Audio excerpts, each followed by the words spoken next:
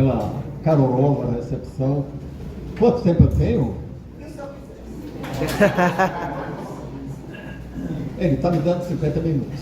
Aliás, eu nem precisaria, não é? Eu poderia dizer simplesmente que eu acompanho o voto do relator.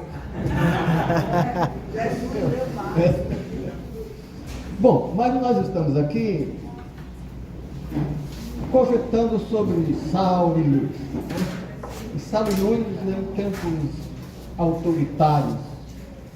Eu não diria bem autoritários, eu diria totalitários. Porque o autoritário quer controlar condutas, o totalitário quer controlar consciências. E teve um cara que disse claramente, né? E muita gente achou bonito. Nosso objetivo é conquistar corações e mentes. Eu acho que todo mundo conhece essa frase, né? De um certo Mao Tse Tung. Conquistar corações e mentes significa domínio de consciências. E já foi contraditado por alguém que dizia que não, quem quer conquistar corações e mentes é alguém que quer conquistar por amor. Hoje se fala muito que o amor venceu e tal, né? E que, portanto, não é opressão. E eu até conversei um pouco antes aqui, pela manhã, até cheguei atrasado na fala do bloco, porque conversei um pouco com a jornalista que estava aqui, não sei se ainda está, e eu dizia que, na minha percepção, o sedutor impõe um domínio maior do que o estuprador. Conquistar corações e mentes é sedução. Portanto, é domínio.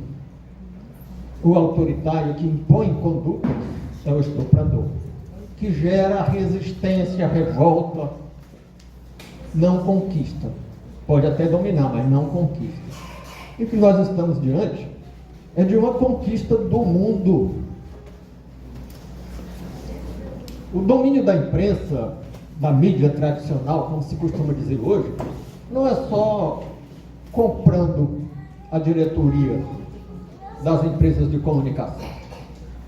Antes disso, as redações, onde estão os ex-alunos dos cursos de comunicação das universidades, já estavam dominadas. Como as universidades estão dominadas, com algumas exceções, em algumas áreas mais e outras áreas menos, mas estavam dominadas já há bastante tempo. A indústria cultural, cinema, teatro, já está dominada há bastante tempo. Então, se somos e queremos ser sal e luz, o que é que nós queremos salgar? Porque o sal preserva, como já foi dito aqui, o sal dá sabor, e tem mais. O sal tem um certo papel na fisiologia humana. Até os médicos presentes aqui sabem muito bem que até batimento cardíaco depende da presença de moléculas de sal na fibra muscular cardíaca. Então, uma médica já está me confirmando aqui. Então, o que é que nós vamos ter que salvar? Acho que muitas coisas, mas no ambiente universitário, no espírito da comune, nós estamos pensando em salvar a cultura. Essa cultura que foi dominada. É isso que chamam de hegemonia ideológica. O Thomas Sowell diz que existe uma inflação de palavras e existe uma ressignificação de palavras. E o que é hegemonia ideológica? É um nome bonito para ortodoxia. Ortodoxia que foi tão combatida pelos que hoje defendem a hegemonia ideológica. E dizem, nós temos a hegemonia ideológica e devemos mandar. Não sei se a Débora conheceu uma professora que tinha lá na educação há tempos atrás, que dizia, nós conquistamos a ideologia, a hegemonia ideológica, e devemos mandar e impor as nossas diretrizes. Isso é ortodoxia. Bom, então é esse o campo. Mas quando a gente quer saber o que é uma disciplina, e aqui nós estamos bem tratando de uma disciplina, mas de um cogito com um certo método.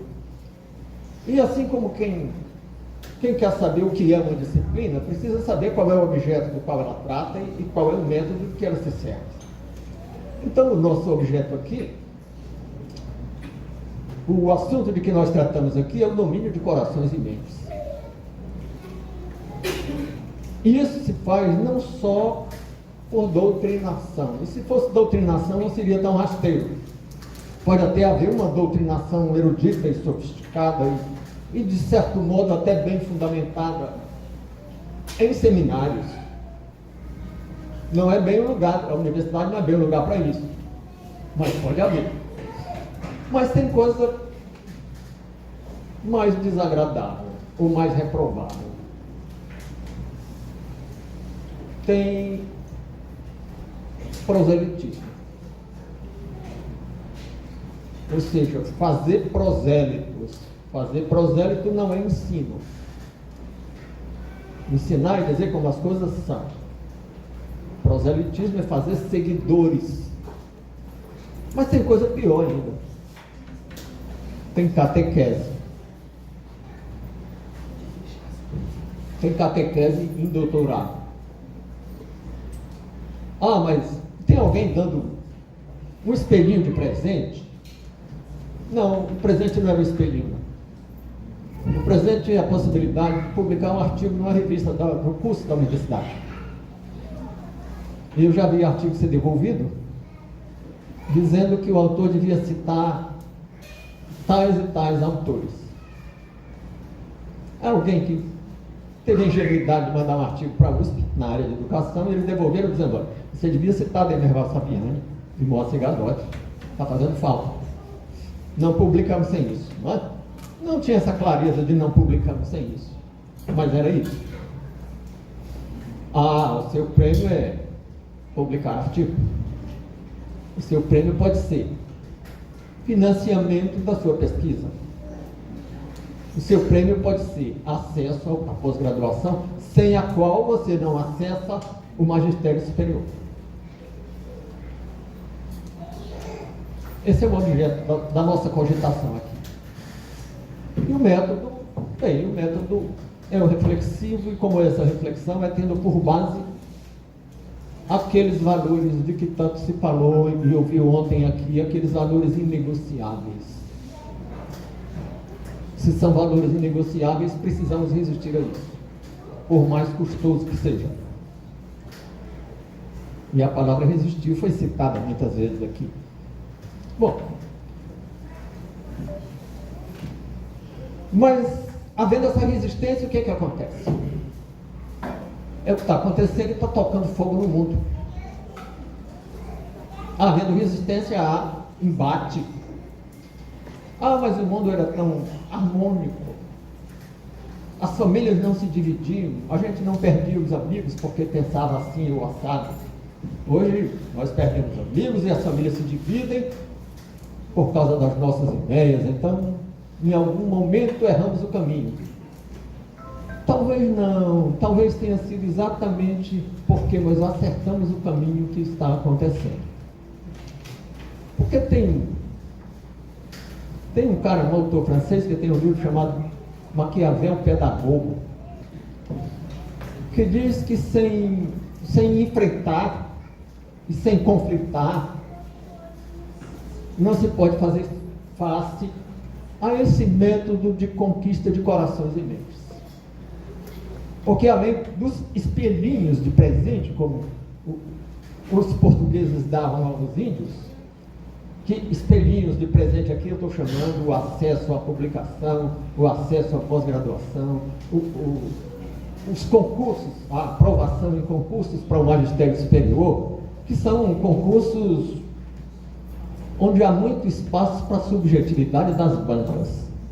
Porque vai fazer um concurso para auditor da Receita Federal, ou para juiz federal, ou para outro cargo da burocracia, que você tem várias etapas em que você tem uma prova de múltipla escolha, você tem uma prova dissertativa escrita, Você tem várias etapas. Você vai fazer curso para o magistério superior nas universidades públicas, pelo menos do Sistema Federal de Ensino, não sei como é nos estados. Você tem que fazer uma prova dissertativa sobre um ponto. E isso não dá uma visão do seu conhecimento. A não ser que o que seja cobrado seja um tipo de discurso que para qualquer ponto que caísse era a mesma coisa. Eu lembro que teve talvez tenha sido seu colega, um rapaz que veio da matemática e foi fazer mestrado lá na educação e ficou admirado. Naquele tempo essa ideologização não era tão difundida como hoje em todos os escaninhos da universidade. E ele disse, mas aqui só tem uma disciplina. Eu disse, como é? Que história é essa, rapaz? Professor, aqui só tem guerrilha 1, guerrilha 2, guerrilha 3.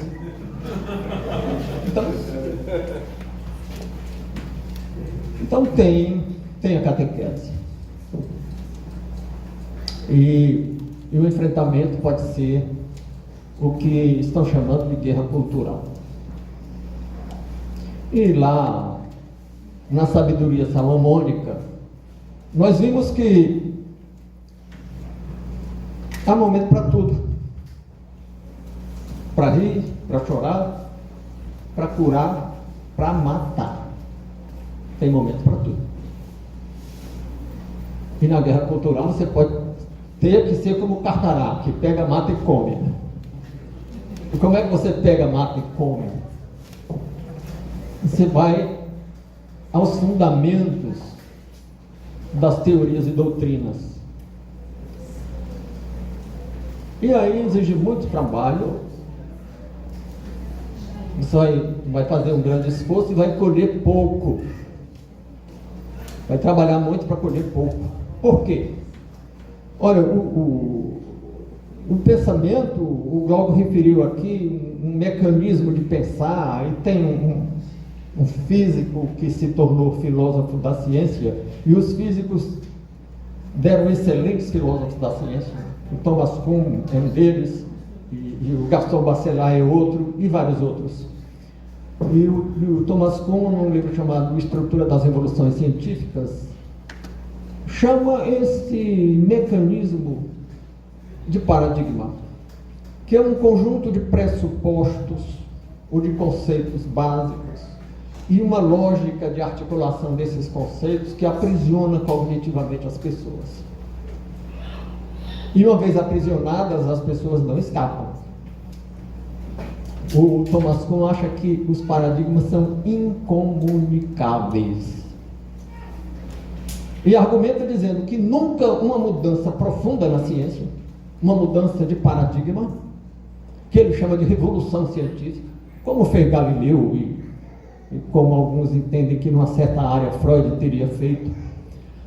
Então ele diz que nunca uma revolução científica, por mais bem explicada que fosse, ou que tenha sido, foi compreendida pela comunidade científica. A dificuldade de compreender as revoluções científicas não é dos leigos. Tanto não é que o Max Planck teria dito, o grande filósofo alemão, teria dito que a física, que às vezes eu penso que é a mais bem acabada das ciências, sem concorrer com a matemática, porque eu me filio a corrente, uma certa corrente da filosofia da ciência, chamada racionalismo crítico, que acha que para ser ciência tem que ter objeto material. Como o objeto da matemática é abstrato, matemática é outra coisa, não é bem ciência, né? Sem tirar os méritos, porque por não ser ciência não perde valor, porque a filosofia também não é ciência e não perde valor por isso, né? A não ser para uma certa professora que dizia que a filosofia é a ciência com a qual ou sem a qual o mundo fica tal e qual. Mas eu não concordo com ela. Então, o Max Planck dizia que a física só avança quando morre uma geração de físicos. Então, nós só podemos opor obstáculo a essa ortodoxia implantada, a esse domínio de corações e mentes, se começarmos pela geração que está chegando. Nós temos um pastor na Igreja Batista do Caminho, lá na Rua Assunção, em Fortaleza, que diz que nós devemos nos voltar para as crianças e para os adolescentes. A sabedoria popular diz que papagaio velho não aprende a falar, né? Eu acho que não, eu acho que ainda aprendo alguma coisa, embora eu venha lá do período Jurássico, mas ainda aprendo alguma coisa. Bem, então o objeto é esse e o método é o velho método do uso da razão. Aquilo que o Tales de Mileto começou a fazer. E que dizia que era um esforço de superação da opinião. Eu não sei nada de grego, mas o pessoal que gosta de grego usa a superação da doxa. Porque eu estou usando a palavra doxa, não pensem que eu sei nada de grego, não. Mas, e como é que é essa superação da opinião e por que e para que superar a opinião? Porque ele dizia, a opinião é um tipo de... é uma área da cognição marcada pela subjetividade, que pode passar ao largo da realidade objetiva. E o esforço de superação da doxa é superar a subjetividade que pode nos afastar da realidade objetiva para alcançar a realidade objetiva. E há pouco estávamos mencionando aqui, o Davi estava falando aqui em verdade, você repete uma mentira e ela vira verdade, as pessoas falam muito em verdade, e quando querem contestar uma verdade, quando alguém disser para se contrapor a você, que o que você está dizendo não é verdade absoluta, ou se dê por feliz. Porque quando alguém diz que o que você está dizendo não é verdade absoluta, porque não tem argumento nenhum contra o que você está dizendo. Aí diz, não, isso não é verdade absoluta. E nem precisa ser. Aí você cobra, e o que é o absoluto? O que é a absolutidade, a condição de ser absoluto? Tem um dicionário de filosofia do Ferrat Mora, que tem umas 2 páginas que valem por um grande livro, porque é um verbete muito denso, embora seja de apenas umas 2 páginas. Ele diz, e eu agora vou também comprimir as 2 páginas dele num período só que eu arranco do texto dele. Ele diz, o absoluto é o que não se subordina a nenhuma condição. É o incondicionado. E ainda hoje e ontem eu estava lembrando aqui, conversando, que no meu tempo a Débora falou hoje no ensino fundamental, lembrando o tempo dela, eu falo no tempo de primário, ginásio e científico, né? Então, no meu tempo de ginásio se falava em ciência e dizia que em condições normais de temperatura e pressão era o início de todo postulado científico. Condições normais de temperatura e pressão. Pois é, em condições normais de temperatura e pressão, é o tempo de paz, é o tempo de evitar polêmicas. Mas nós estamos em condições normais de temperatura e pressão? Não estamos. Estamos em tempo de guerra. Em tempo de guerra mesmo, guerra com mísseis e outras coisas, em tempo de guerra híbrida, principalmente tempo de guerra híbrida. Eu estou aqui diante de uma estudiosa que me cobrou e eu vou, estimulado por ela, introduzir, em teatro eu chamo caco, uma fala que não está no script. Né? E ela me cobrou sobre Gramsci. E foi uma cobrança muito oportuna. Né? Porque se estamos falando no que chama de guerra cultural, talvez eu deva introduzir um caco na fala, que não estava nas anotações que a gente faz assim antes da fala, né? Porque é um dos mestres da chamada guerra cultural. E certa vez, num seminário lá do Congresso Luso Brasileiro de Filosofia do Direito, né, que, lá na Faculdade de Direito, a convite do Glauco, estava lá e o presidente do ILIM, no Instituto Liberal do Nordeste, estava lá no auditório e fez uma pergunta sobre essa história de guerra cultural. Né? Eu poderia ter dito simplesmente, olha cara, vai lá e lê do Gramsci Os Intelectuais e a Organização da Cultura. Ou então leia um livrinho muito menor, porque esse do Gramsci é um livro relativamente volumoso. Pegue lá um livrinho bem pequenininho, muito direto, muito claro, de um cara chamado Louis Althusser, Ideologia e Aparelhos Ideológicos de Estado. Então, é mais ou menos, já não é naquela tradição mais antiga do Lenin, do Engels, do Marx. É uma nova abordagem já se aproximando da pós-modernidade, embora ele se dissesse um marxista ortodoxo, o Althusser, mas já é dizendo que todas as referências culturais, todos os valores são frutos de uma conspiração, e ninguém chama isso de teoria conspiratória, né? É uma conspiração da classe dominante e tal. E toda a organização social é aparelhada para isso, para legitimar a dominação. Então, família é isso, escola é isso, associação de bairro é isso, associação profissional é isso, tudo é aparelho ideológico do Estado. E os meninos repetiam. E eu cheguei em 84 na UFC e ouvi isso, fiquei horrorizado, né? Não tinha ainda uma clareza do processo, e disse, então a família é um aparelho ideológico do Estado? É. Vocês concordam com o que o autor desse livro está dizendo? Sim. Me diga uma coisa, e então a direção desse aparelho ideológico na sua casa são os seus pais? Ali já está. Porque se os pais fossem a direção do aparelho ideológico, os pais não estavam com o mesmo discurso do Althusser ou do Gramsci. E depois, então, deve ser, né? Então, se sua casa é um aparelho ideológico do Estado, seu pai é o agente do Estado, qual é o salário que o Estado paga ele? Não paga? Então ele trabalha de graça para o Estado. E família é parte do Estado. O Estado é isso.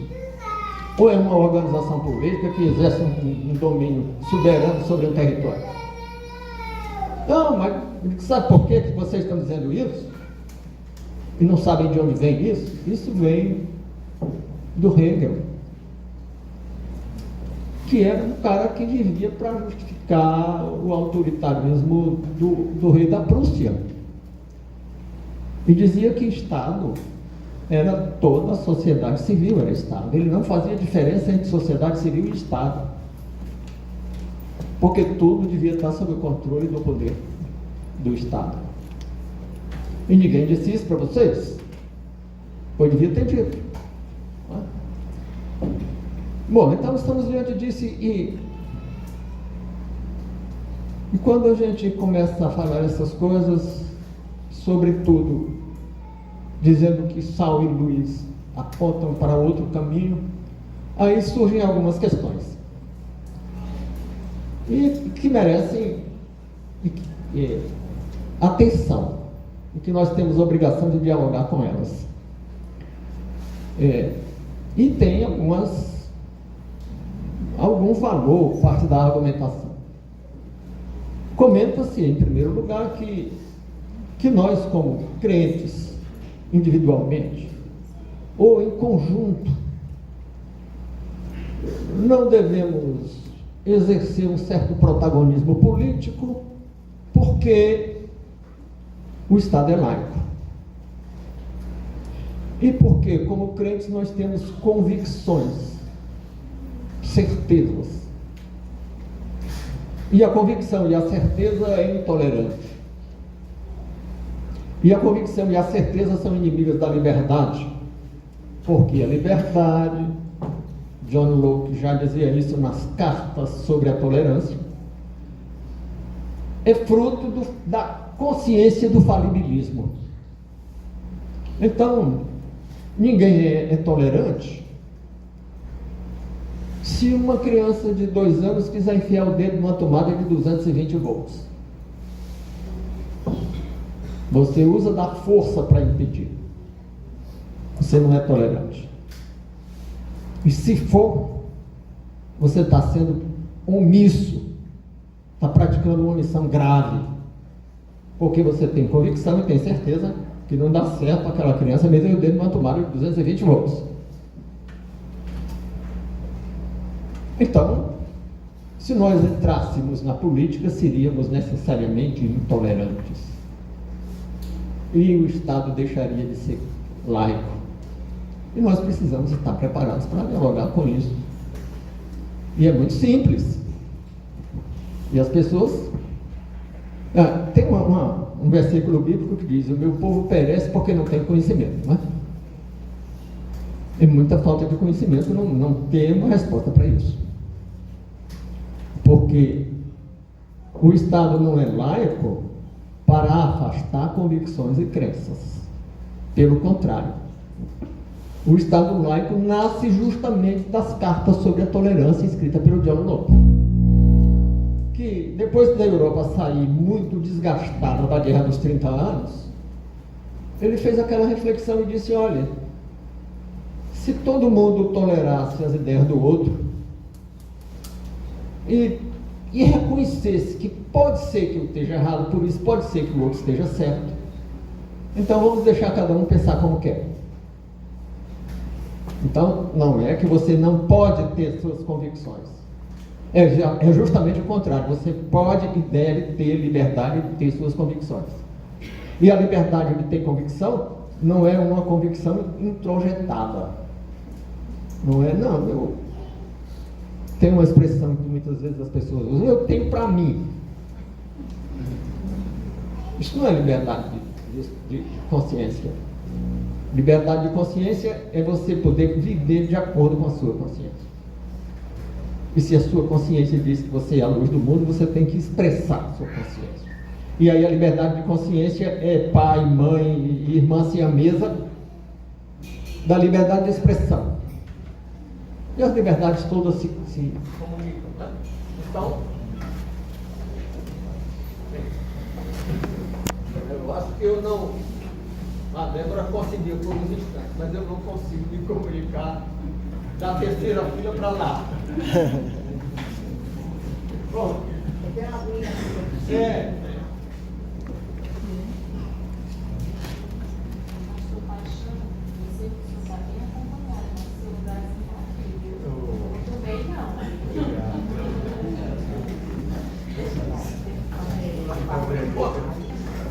Mas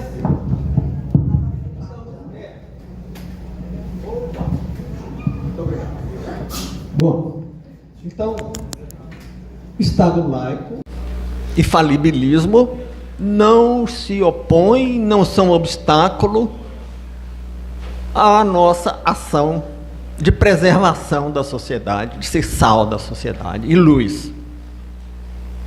E o sal preserva contra... Bom, você salga a carne para quê? Para conservar, para ela não apodrecer, não é? Quando ela apodrece, na linguagem erudita você pode dizer: a carne se corrompeu. Então o sal da terra se opõe à corrupção. Bom, mas tem uma outra crítica que nos fazem, dizendo... E aí, agora eu estou falando para o público interno, porque é uma discussão interna, que diz: cuidado para não introduzir a cisânia nas igrejas, porque a política apaixona e divide. E se você introduz uma discussão política, você vai dividir a igreja. E eu soube de uma igreja lá em Fortaleza que perdeu uns 30 membros que saíram porque se introduziu uma questão política na igreja. Mas tem uma frase também que circula por aí que diz que se nós deixarmos de falar e enfrentar lutas políticas hoje, amanhã nós não vamos poder nem falar de Cristo, nem do Evangelho. E eu discordo, porque não é amanhã não, é hoje que a gente já não pode. É hoje que a gente já não pode falar do Evangelho. Essa frase estava certa há alguns anos atrás. Agora ela está errada, porque não é amanhã que nós não vamos poder falar do Evangelho. É hoje que existe pressão. E pressão que pode ser insuportável. Tanto que vários dos que me antecederam aqui disseram, olha, que tem agente secreto, né? 007, a Débora chamou, né? Está cheio de crente 007. Porque não pode falar do Evangelho. Então é preciso haver enfrentamento político, sim. E tem mais. E se nós não estamos em condições de dialogar internamente, de falar uns com os outros sobre determinados problemas políticos ou sobre questões jurídicas, o desembargador deu uma aula de direito hoje. Ontem ele fez um sermão muito bom e hoje ele deu uma aula de direito muito boa aqui. Se nós não temos condições de falar em questões técnicas, como ele falou no campo jurídico, e tem um pensador italiano, o Norberto Bobbio, que dizia que política e direito são inseparáveis, porque o direito não tem legitimidade sem o aval da política. E a política não pode ser arbitrária. Ela tem que... O legislador age politicamente quando faz leis, mas ele não tem poderes absolutos para fazer leis. Ele tem que ter base em alguma concepção do que seja direito.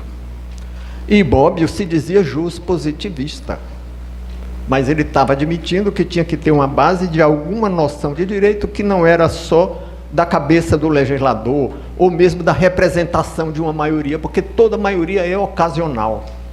E porque as maiorias não devem ter poder absoluto. O poder das maiorias também tem limites e deve ser condicionado. E deve ser condicionado às garantias que são dadas às minorias, de que tanto se fala hoje, de garantir minoria. Tá? Então, é preciso lembrar que se nós nos tratamos por irmãos e usamos o verbo amar, se não somos capazes de falar sobre qualquer assunto, então não estamos sendo tão verdadeiros quando conjugamos o verbo amar e quando nos tratamos por irmãos.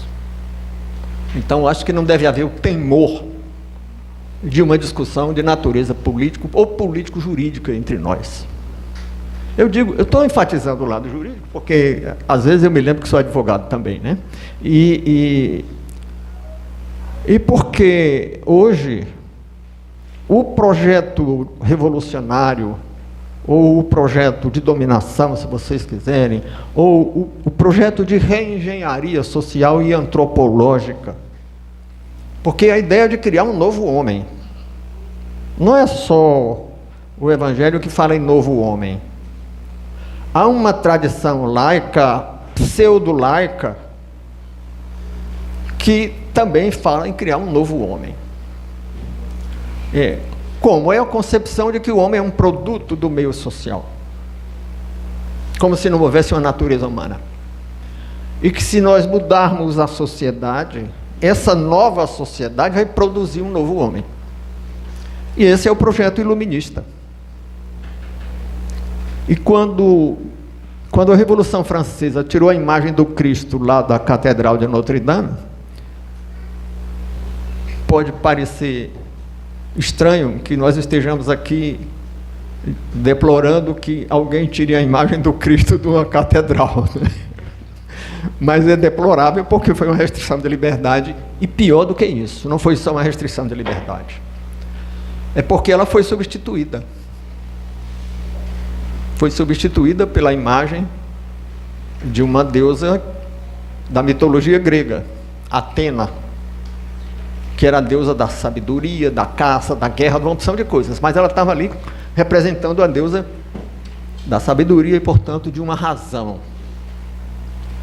E eles faziam procissão com a imagem de Atena.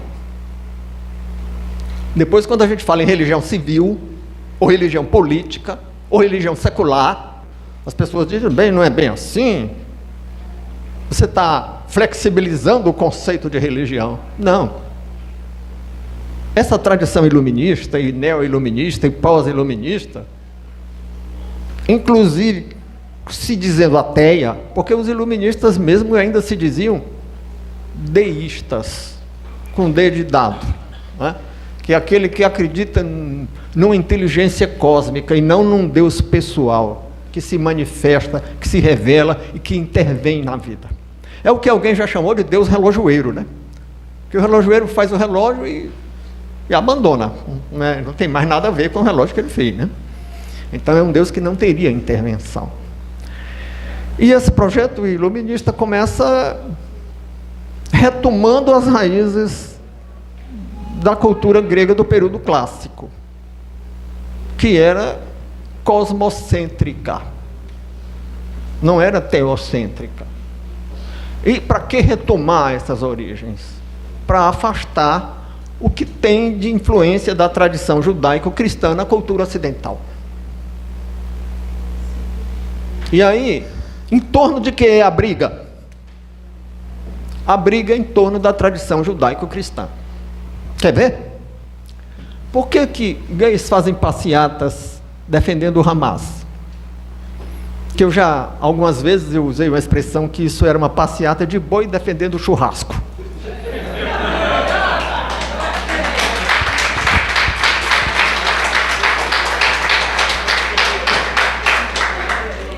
Por uma razão muito simples.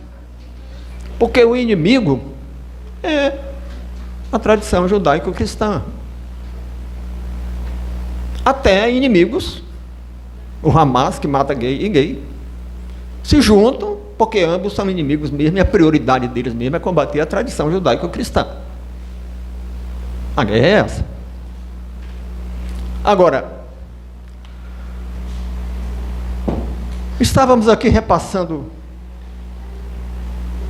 os embates que temos que enfrentar. Primeiro com a ideia do Estado laico e do falibilismo, e agora eu procurei dar uma notícia sobre esse outro aspecto que diz respeito a não discutir temas polêmicos. Eu até dou um pouco de razão a isso, porque quem vai, por exemplo, pregar o Evangelho não deve estar procurando temas polêmicos na hora de pregar o Evangelho, porque cria uma barreira, cria uma resistência, não é? Mas acho que pelo menos como público interno a gente tem que ter essa abertura. E para o público externo vamos nos omitir? Também não, mas aí não é bem uma guerra. Aí você não faz uma guerra com o seu aluno, com os seus parentes, com os seus familiares, você evita alguns temas polêmicos. E o que não dá para evitar, você tem que enfrentar. Mas tem uma outra crítica que nos fazem dizendo, olha, as questões de política pública têm aspectos técnicos. E a Bíblia não tem nenhuma mensagem sobre questões técnicas. Eu concordo. A Bíblia não é um livro técnico. Nem foi feita para solucionar problemas seculares. E se você quer discutir a matriz energética do Brasil, você não pode dizer como crente defende uma matriz energética tal. Espera aí, que é isso? Como crente a gente não defende matriz energética nenhuma. Como cidadão nós podemos defender algum tipo de matriz energética. E eu me meto a defender algumas coisas, não especificamente no campo da matriz energética, né? Mas, embora eu estou longe de ser tributarista, eu já dei uns pitacos quando se discutiu reforma tributária. Não dessa vez. Dessa vez eu já estava enjoado de tanta reforma tributária, mas há alguns anos atrás eu andei dando alguns pitacos, mas não era em nome do Evangelho. Não é? Era em nome das minhas cogitações pessoais. Bom, até certo ponto tem alguma razão de ser, e os piores equívocos são os que têm alguma verdade. Quem diz alguma coisa totalmente errada não é problema não, porque o que está totalmente errado qualquer menino percebe. Né? O perigoso é o que o povo chama de meia-verdade. Né? E essa é uma meia-verdade, que pode até valer.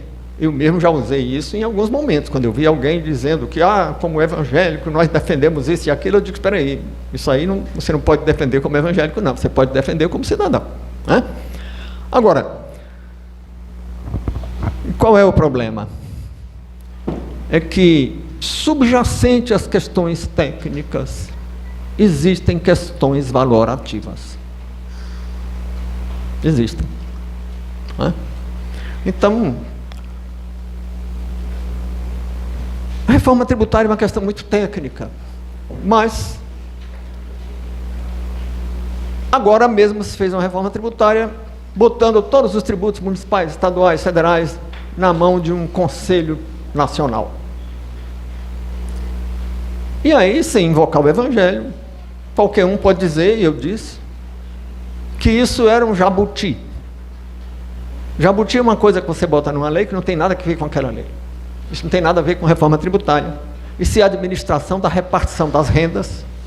Reforma tributária discute a incidência de tributos sobre tais e tais fatos geradores. Isso não é fato gerador, nem é alíquota, nem é questão tributária. Isso é poder político. Quem vai distribuir o dinheiro para quem? Mas o que é que isso tem a ver? Tem a ver que é uma mentira dizer que isso é reforma tributária.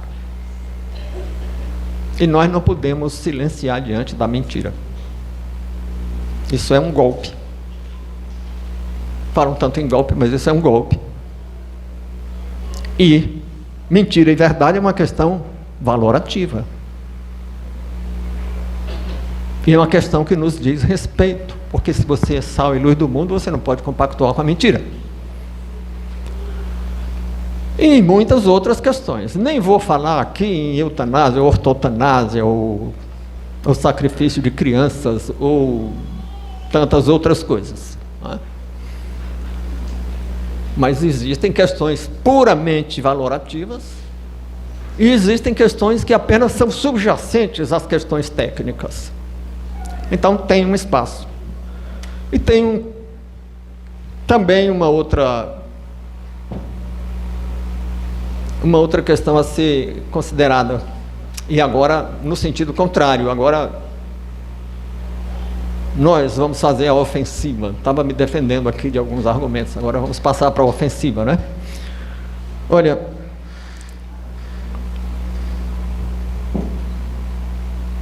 o cristão não tem obrigação, do ponto de vista do evangelho, nem do ponto de vista laico, do direito laico, nós não temos obrigação nenhuma de renunciar aos nossos direitos políticos.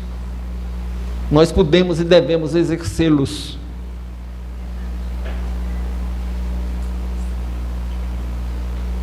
E mais.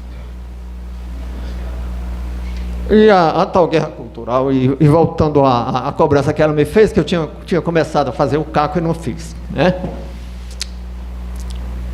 A guerra cultural consiste em várias técnicas de dominação de consciência. Uma delas é a ressignificação de palavras. Porque na área da filosofia da linguagem e da sociolinguística, surgiu uma sensibilidade por parte do que o Thomas Sowell chama de ungidos, né? Ungidos são essas pessoas que estavam presentes no iluminismo e no pós-iluminismo, que estão aí até hoje querendo criar um novo homem, criando uma nova sociedade. Então, esses ungidos ressignificam palavras porque compreenderam que o pensamento é uma alvenaria cujos tijolos são os conceitos. E aí começam até tirando a ideia de conceito. Vocês devem ser habituados a ouvir ou ler que se usa categoria teórica em vez de conceito. Né? E que as coisas são, mas não são. E aí tinha um crítico disso, até um socialista italiano, que dizia que a dialética era uma senhora de costumes cognoscitivos fáceis. Ele estava dizendo que não aquela dialética socrático-platônica, que tinha realmente tese e antítese no diálogo, mas não tinha síntese dos contrários. Nem tinha outras categorias dialéticas, como da mutabilidade e do salto nodal, da quantidade virar qualidade e tal. Essa dialética do Hegel, de que o Marx se apropriou, essa que é a senhora de costumes cognoscitivos fáceis, que é uma maneira bonita de dizer que é uma prostituição do conhecimento. Mas todos nós, às vezes, caímos nisso. Não digo quem diz bancária da bala, em vez de dizer bancária da segurança pública. Porque quem diz bancária da bala, em vez de bancária da segurança pública, já se entregou.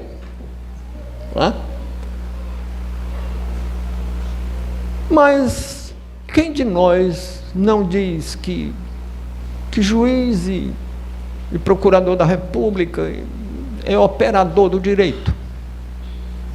E por que é operador? Aí vem um trabalho não só gramsciano, mas frankfurtiano também, de ressignificar palavras para dominar consciências. Antigamente, não se usava essa expressão operador do direito, era profissional. Por quê? Porque o operador é quem controla uma máquina. O piloto opera o avião. É a nova hermenêutica constitucional que diz que o juiz não é servo da lei. Ele é um agente do fazer justiça. E que intérprete não é estafeta, não leva recado do texto. Faz a concreção, que é a relação entre a abstração da norma e a singularidade do caso concreto. Aí tem um bocado de mentira. Primeiro que não tem singular, caso singular. Eu duvido que me mostrem aqui um caso singular. Porque há milhares de anos Salomão já dizia que não há nada de novo debaixo do céu. O que hoje é, já foi, o que é hoje, amanhã será novamente. Não tem... mas o furto famélico. O furto famélico não é singular. Está assim de furto famélico, nem é novidade. E pode ser regulamentado em caráter geral. Então a nova hermenêutica constitucional antigamente era todo o poder aos comitês, aos sovietes. Hoje é todo o poder ao judiciário. Por quê? De onde é que veio a ideia da guerra cultural? É que nas vésperas da Primeira Guerra imaginava-se que não haveria a Primeira Guerra, porque o proletariado que ia ser soldado não iria combater, porque aquela é uma guerra de interesse burguês. Mas o proletariado foi à guerra. Então houve aquela decepção. O proletário não é o agente da revolução. Uma parte, um líder do Partido Socialista Italiano, que era o diretor do jornal do Partido Socialista Italiano, que se chamava Benito Mussolini, filho de um casal de militantes socialistas, que exerceu cargos de direção no Partido Socialista Italiano, em face dessa decepção, disse: não, nós não temos que convocar o operário para a guerra, não. Para a guerra revolucionária, não. Nós temos que invocar o patriotismo. E aí surge o fascismo com a bandeira do nacionalismo. Mas essa também não deu muito certo para a Revolução. E aí, um jornalista formado em letras, militante político, ideólogo, que muita gente chama de filósofo, e que é o santo padroeiro dos pedagogos, Gramsci, que nunca deu uma aula, que nunca foi professor, que não estudou pedagogia, porque pedagogo é me desculpe os pedagogos aqui, é uma profissão dirigida por uma cúpula suicida. Eu me lembro de ver no debate de uma greve na UFC, algumas pessoas querendo sair da greve, porque estava prejudicando os alunos, e um professor disse: não, o aluno aprende com o professor, aprende sem o professor e aprende apesar do professor. Eu duvido que algum engenheiro que tem aqui diga: não, você constrói uma obra com o engenheiro, sem o engenheiro e apesar do engenheiro. Não diz, né?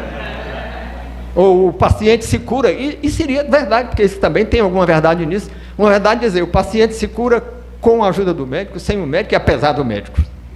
Mas não diz isso de jeito nenhum, né? E se disser, vai ser execrado pela profissão. Mas o sujeito diz isso na pedagogia e é enaltecido. Aí disseram, não, quem é que vai ser o agente da revolução? São os agentes da cultura. E aí, lá nos intelectuais da organização da cultura, o Gramsci fala de professores, fala do clero, mas ele não fala de professores sobre didática ou sobre o que quer que seja. Ele fala do professor como um agente revolucionário, como um intelectual orgânico do proletariado. Ou, se não fizer isso, então ele é um intelectual orgânico da burguesia. É um reacionário e é um inimigo do povo. Mas eu acho que já estourei o tempo, o rapaz já me fez sinais aí. Então, então, chegou hoje assim, eles conseguiram conquistar esses grupos, né? E o Roberto Campos, avô desse presidente do Banco Central, dizia que o jornalista aceita isso porque pensa que depois da Revolução vai ser o dono do jornal e vai mandar no jornal. Enganado, porque quem vai mandar é o comissário político. O professor gosta disso porque pensa que vai ser o dono e vai mandar na escola depois da Revolução.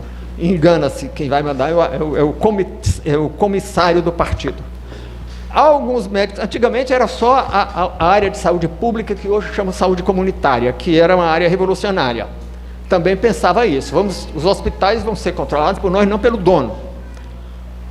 Lei do engano, é o comissário político. E hoje não é só a área de saúde comunitária, como chamam.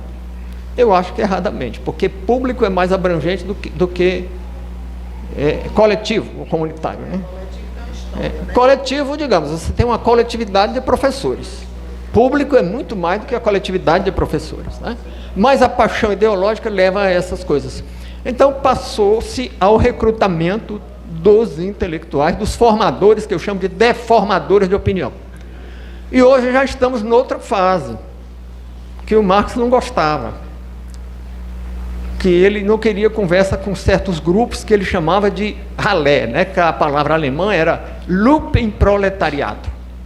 O Lumpenproletariado eram aqueles marginais da sociedade, que hoje são convocados para a luta revolucionária como grupos identitários. Muito obrigado. O rapaz já me sinalizou várias vezes que eu estou estourando o tempo. E a gente pode ministrar um curso, escrever um livro, fazer um artigo, ou fazer uma frase. Ou fazer uma conferência, ou fazer uma frase. Então, a frase seria: a guerra cultural existe. E nós devemos participar da luta.